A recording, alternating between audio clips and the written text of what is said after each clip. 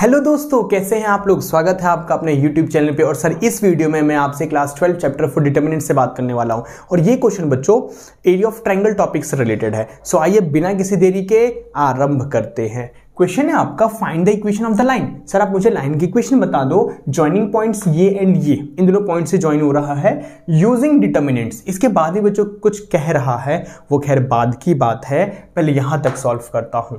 Okay सुनो, एक line की इक्वेशन बता दो बच्चों डिटरमिनेंट का यूज करके। और ए कोऑर्डिनेट है 1,3 और बी कोऑर्डिनेट है 0,0। बच्चों आपको याद है एरिया ऑफ ट्रायंगल का टॉपिक हुआ करता था डिटरमिनेंट्स में, और उसमें एरिया ऑफ ट्रायंगल का फॉर्मूला क्या है बताना जरा। एरिया ऑफ ट्रायंगल का फॉर्मूला है sir half x1 x2 x3 y1 y2 y3 1 1 1। ये फॉर्मूला था, इसी का यूज करके क्वेश्चन सॉल्व होगा।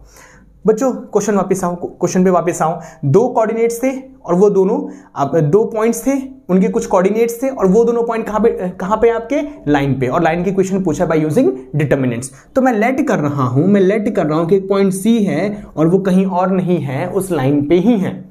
और इस फॉर्मूले से इस क्वेश्चन को सॉल्व करो। अभी मैं बता रहा हूं ये फॉर्मूला क्यों ले रहा हूं मैं। तो sir area of triangle ABC का फॉर्मूला क्या होगा, हाफ बच्चों x1 x2 x3 y1 y2 y3 1 1 1। ये हो गया x1 y1, ये x2 y2, ये x3 y3, ठीक है ना।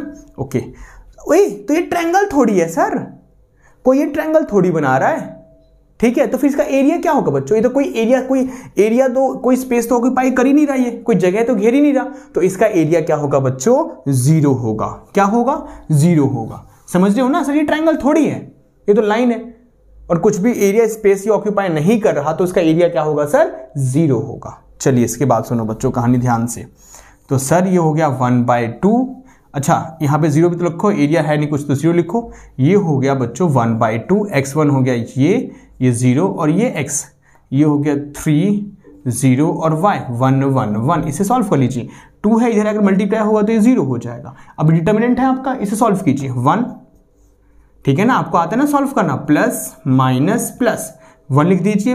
इस 1 से पहला रो और पहले कॉलम को छिपा दो, इसको छिपा दो। अब इसको सॉल्व करो तो क्या आएगा, 1 × 0 0 और y बन जा y, देन माइनस का 3, ये रह गया आपका, ये रह गया और ये कॉलम गया, ये रह गया और आपका ये 1 × 0 माइनस का x और प्लस का 1। तो ये गया y × 0 और 0 × x 0 हो गया बच्चों।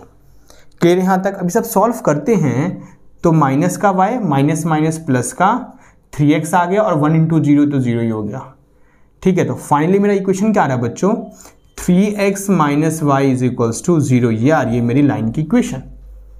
समझ आ रहा है बच्चों। 2 पॉइंट गिवन था और क्वेश्चन कह रहा था लाइन की इक्वेशन बता दो। तो मैंने अपनी तरफ से एक पॉइंट लिया c, that is x, y, और वो कहीं और नहीं उस लाइन पे ही है। ओके और फिर मैं एरिया ऑफ ट्रायंगल का फॉर्मूला यूज करके इस क्वेश्चन को सॉल्व कर रहा हूं, क्योंकि इसका एरिया क्या होगा फिर 0, क्योंकि सर ये कोई ट्रायंगल थोड़ी है, कोई स्पेस ऑक्यूपाई थोड़ी कर रहा है। तो हम मान के चलते हैं कि इसका एरिया क्या होगा, 0 होगा। और देन आपकी इक्वेशन मिल गई। क्लियर है बच्चों। अब इसके आगे देखिए क्वेश्चन क्या कहता है। तो प्लीज वीडियो को पॉज करके क्वेश्चन को यहां तक कर लीजिए, मैं आगे बता रहा हूं, ठीक है। क्लियर है बच्चों, इजी था यहां तक। चलो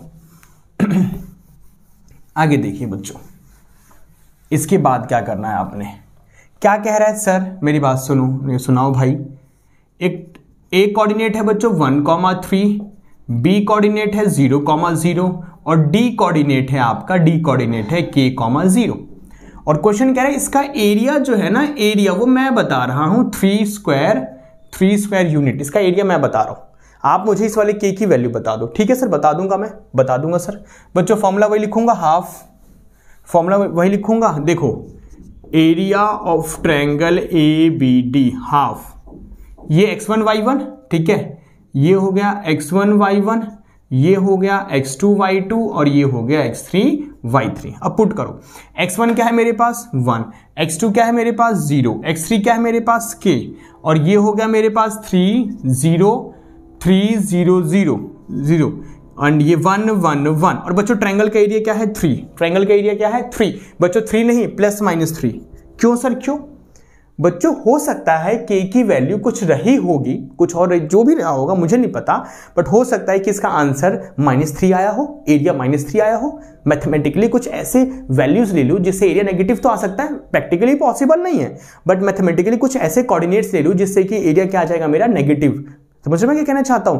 तो सर एरिया नेगेटिव तो होता नहीं, तो हमने उसको क्या लिख दिया होगा, +3। तो हम मान के चलते हैं कि हो सकता है के की वैल्यू जो कुछ भी रही हो, हम मान के चलते हैं कि एरिया -3 भी आ सकता है और ये +3 भी आ सकता है। ठीक है। अब इसके बाद 1/2, अभी सॉल्व करो बच्चों, इसे सॉल्व करो।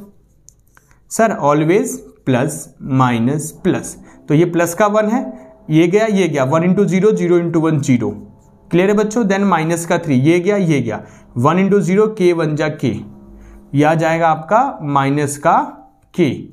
देन इसके बाद 1, ये गया 0 × ये भी 0 आ गया बच्चों। ठीक है, ये इधर आकर क्या हो जाएगा +-6, 0 - 0 माइनस प्लस का 3k। ठीक है, सो सर 3k = +-6 है, तो 3k = +6 और 3k = -6, तो k की value 6/3 that is 2, and sir ये -6, ये 3 मल्टीप्लाई में इधर आकर डिवाइड में, तो बच्चों k आ रहा है 2 और k आ रहा है -2 आपका आंसर। क्या बोलती जनता, क्या बोलती पब्लिक? कोई दिक्कत बच्चों? बेहतरीन क्वेश्चन था। प्लीज वीडियो को पॉज करके क्वेश्चन को खुद से कर लेना। मिलते हैं नेक्स्ट वीडियो में इससे भी जहर क्वेश्चन के साथ। So thank you so much.